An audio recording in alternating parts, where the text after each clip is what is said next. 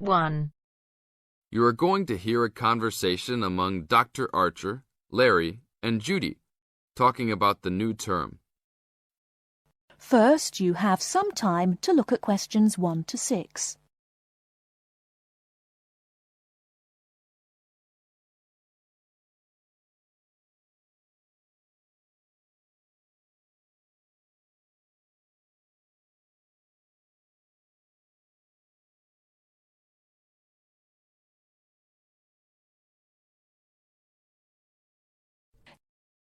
Okay, everybody, welcome back to the new term. I hope you've all had a good break and that you're keen to start on your research project. What I'd like to do this morning is to give you a chance to ask questions about the project, requirements, ways of approach, how to get help if you need it. Today is informal. It may be already written on paper, but it's nice to have an opportunity to have it confirmed. So, any questions? Dr. Archer, is there a confirmed due date yet to hand it in? Yes, I can now confirm that it's 16th of July, not 15th, as first advised. Okay? And what about the word limit? Well, there is some flexibility on this, but in general it's 8 to 10,000 words. Ah, I see. And you can choose your topic, anything from years 2 and 3. Yes? I still can't work out what I want to do it on.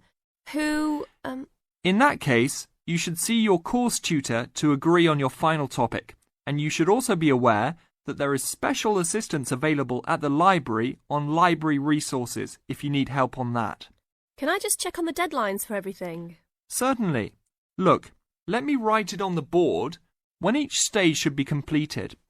First of all, you've got to work on your basic project outline, and that's due in to your course tutor by 21st of February. Which is only 2 weeks away, so you need to get cracking on that. Do we have to include a full reference list by then too?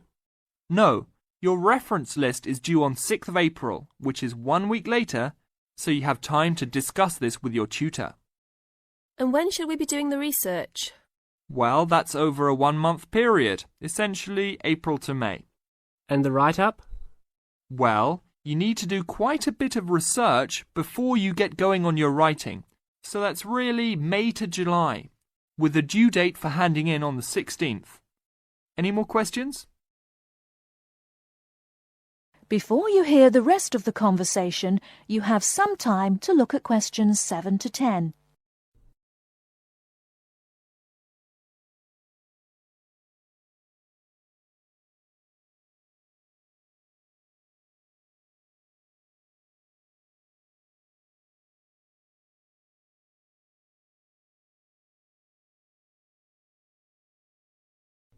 Now listen and answer questions 7 to 10. Well, sir, just some advice really. It's about the research approach. Would you advise us to use some case studies? Well, Larry, I know these can be difficult to arrange sometimes, but I really feel they are of great benefit in this subject. You can always talk to your tutor if you're having difficulty. Yes? I've looked over some previous research projects that are in the library. Is that a good idea, sir? I heard... Okay. I don't think you should go through them in detail, especially at this early stage, or you might end up being influenced by them more than you realise. But yes, it really is about the best guide you can have to what's required to what's expected in this type of project. Sorry, Judy, I butted in on you. That's all right. It's just that I noticed one project was a joint one. They worked together as a pair. Is that a good idea? Yes, I remember that paper. Working in a pair can have some advantages, but to be frank, this is meant to be an individual project, so it's best to work on your own. About using subjects, is it okay if we use family members? Your own relatives? I don't see why not. They probably offer some advantages in terms of availability. Although you need to guard against possible effects on your research outcomes. So, you can if you want. Perhaps you should discuss this with your tutor if you plan to use relatives, so you can approach it in the best way. Okay, thanks. Okay then. Well, I hope we've been able to sort out a few things. You're welcome to see me at any time, or drop me a note if you have any more queries. Fine, thanks. That is the end of part 1. You now have half a minute to check your answers.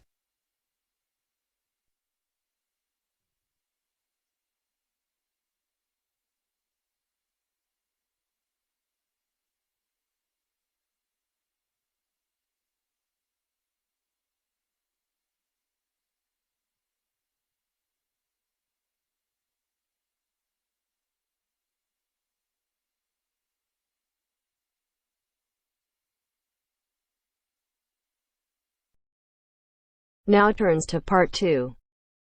Part 2. You will hear a conversation between two people who are about to share a project at work. First, you have some time to look at questions 11 to 15.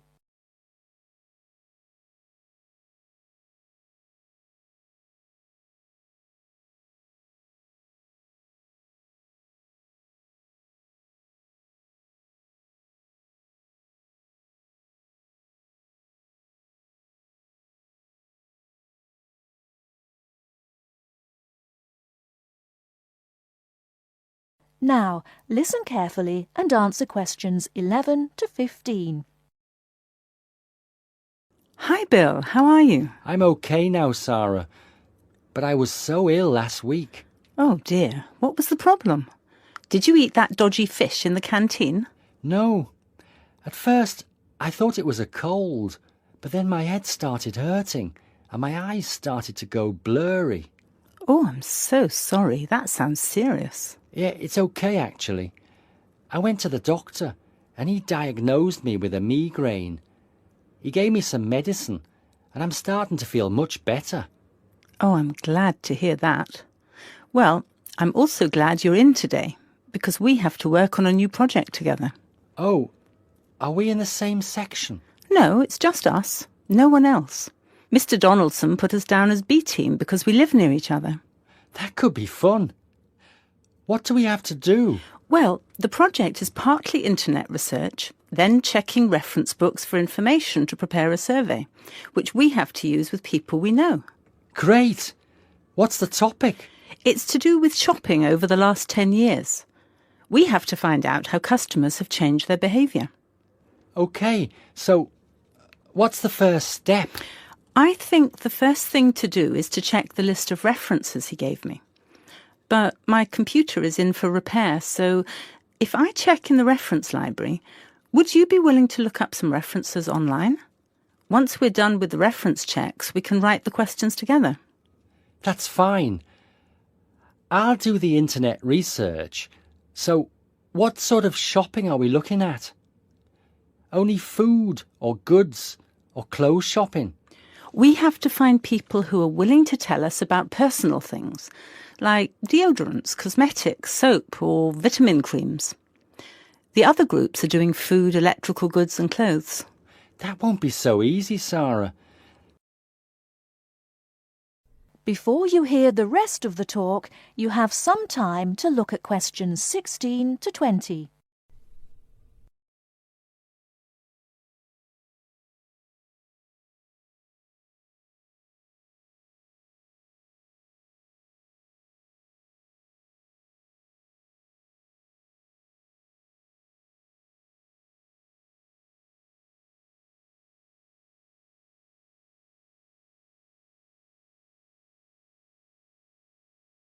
Now listen and answer questions 16 to 20. People might think those things are a bit private. Yes, I thought about that. I'll ask the women and you can ask the men. That should work okay. Well, if you think so. Give me the list of references then. Sorry, I left them in my other bag at Joseph's house. I'll get them for you tomorrow. OK. Well then, this afternoon, I think I'll catch up on the notes from last week. Can you help me, or are you busy? I've made you a copy of my notes already to save you time. Here you are. Wow, thanks, Sarah. That's so thoughtful. Well, since there's nothing for us to do right now, shall we go for lunch? Well, actually, I'll have to catch you later. I have to go to a meeting this afternoon. Can I phone you tonight to arrange when to meet? No, sorry. I have a date. Can we meet in the laboratory for the first class tomorrow? I'm not sure because I have to go to the library to collect some books. What about meeting there at lunchtime? Do you mean in the lab? Yes. OK.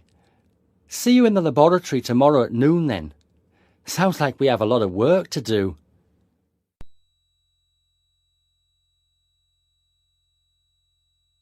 That is the end of part 2. You now have half a minute to check your answers.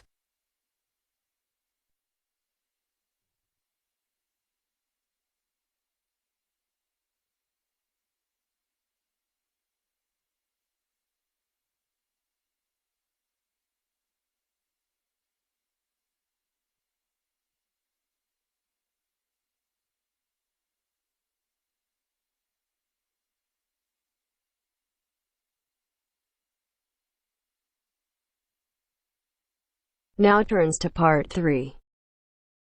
Part 3. You are going to listen to a conversation between a tutor and two students. In the first part of the discussion, they talk about a fellow student. First, look at questions 21 to 23.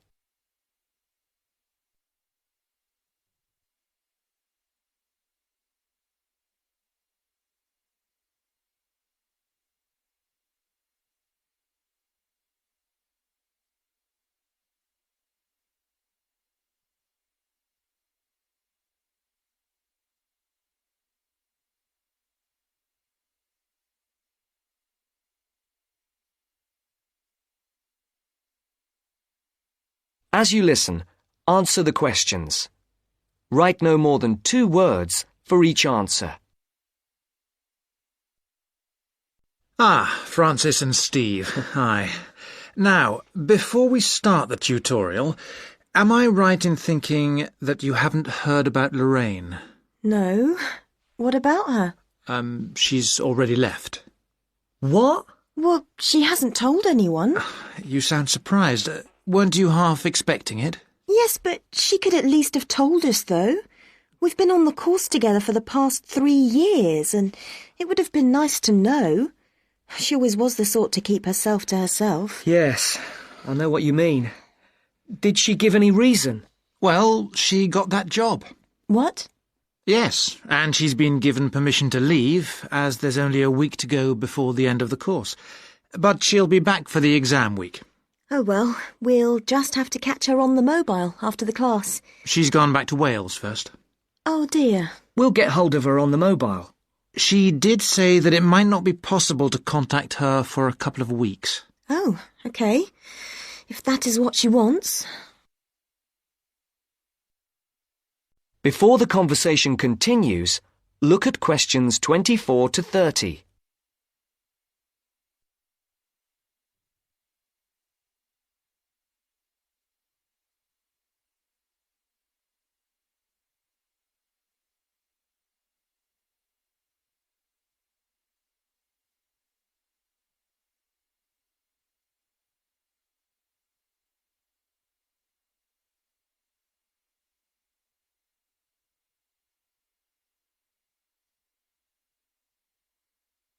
Now listen to the second part of the discussion. The tutor and the two students are talking about assessment marks. For questions 24 to 30, there are 4 alternatives: A, B, C, and D. Decide which alternative is the most suitable answer and circle the correct letter. Right, to work. We're here to look at your assessment marks for your coursework. I take it you haven't seen them yet? No. Not yet. Well, you'll both be pleased. In fact, very pleased. Yes? Francis, you have come out with the top mark in the year. Oh. You have, in fact, got a starred first. Wow. Aren't you pleased, Francis? Yes, I'm just speechless. And, what about me? Well, Steve, you got a first as well. I don't believe it. You might have done even better, but there were a few faults with the 5,000-word project you did on traffic management. And what about the book review we had to do? Yours was, I can safely say, the best we have ever had. You're kidding. I'm not. In fact, you have won the departmental prize for the piece. It's a pity, really, that your project wasn't of the same calibre. It's still not bad at all, though, is it? It certainly isn't. What do you think were the faults with your project? I just wasn't very happy with the conclusion, and I got myself in a bit of a twist with the argument about road pricing. By and large, your overall conclusions were okay, and I would say that your thoughts on road pricing were quite original. The problem was more with the actual end. It was a bit disappointing. You started off well, but then it ended rather suddenly, as if you got fed up with it. Yes, I did kind of stop fairly abruptly. I couldn't think of much to say, even though I knew it was important. Yes, that section needed a bit more work on it. But, as I said, by and large, it was very good. And, Francis, your project was excellent. So much so that we think you should take it further, and perhaps do a PhD, or at least an MPhil. What do you think? I hadn't really thought about it. I've just been concerned with getting through this final year and getting all the coursework and exams out of the way. I can understand that. But I do think that you ought to consider it seriously. If you perform as well in your exams as in your project work, you're on course for a first. Do you think that I'd get funding for it? Well, any grant will be discretionary, but you have as good a chance as anyone else. I'd even say a much better one. If you do get a first, it'll be the only one we've had in this department for 3 years. And I'd be happy to be your supervisor. Thanks. I'd like that. Do you think I should start applying for it now, or wait until after the exams? I think you must really start thinking about it as soon as you can. And Steve, what about you? Have you thought about going on to do research? I have thought about it, but I have a job lined up if I get a good degree. And quite honestly, I am fed up with not having enough money to do the things I would like to do. I can understand that. Is there anything that either of you would like to talk about? Yeah, I have a couple of things I'd like to ask, if you don't mind. OK. We have roughly 20 minutes left, so, Steve, would you like to go first? Right.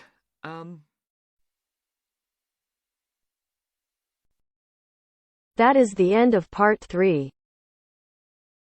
You now have half a minute to check your answers.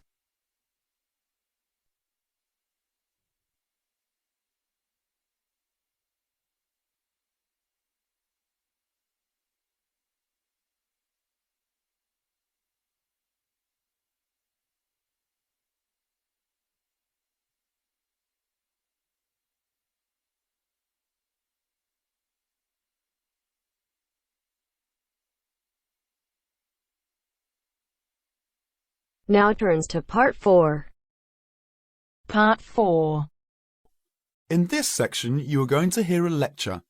Questions 31 to 40 are based on the lecture. Before you listen, please look at questions 31 to 40.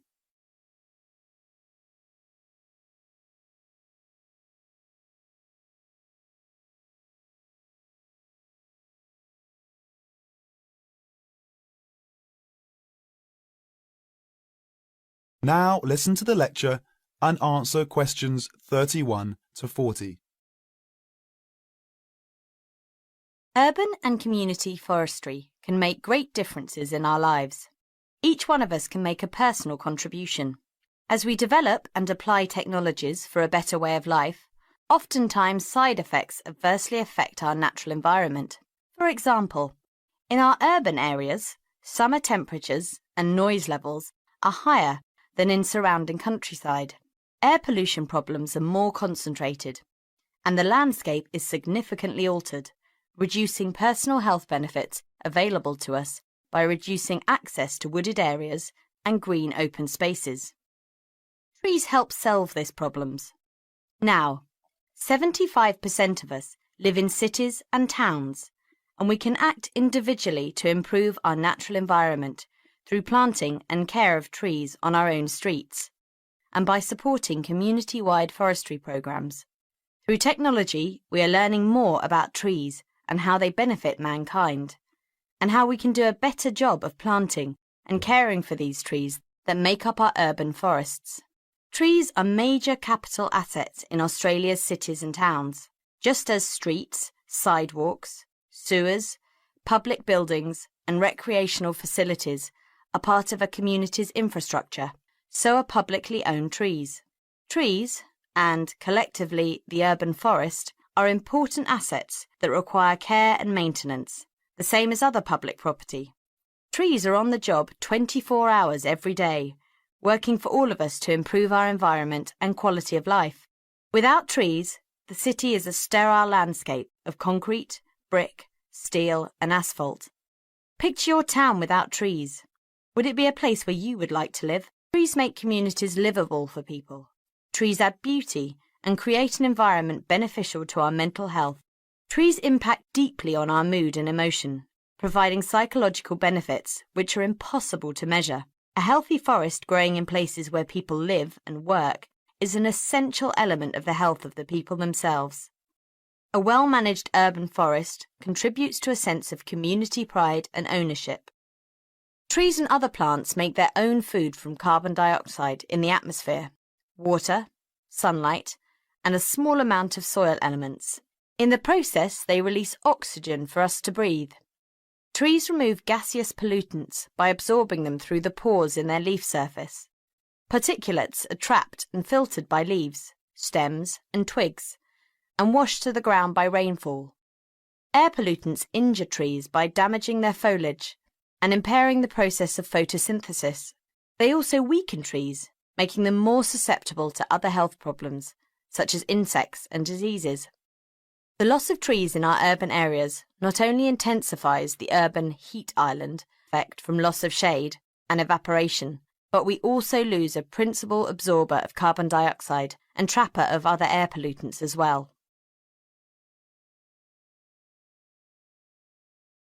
That is the end of part 4. You now have half a minute to check your answers.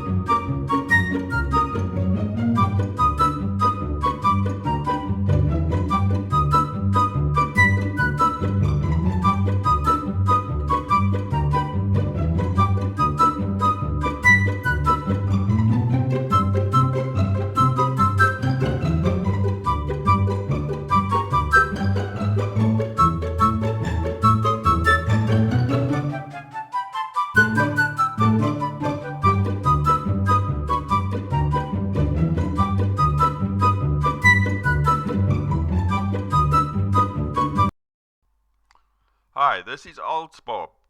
I would very much appreciate it if you could like, subscribe and share this video, as this will enable me to help more IELTS students reach their IELTS goals. Very much appreciated. Thank you.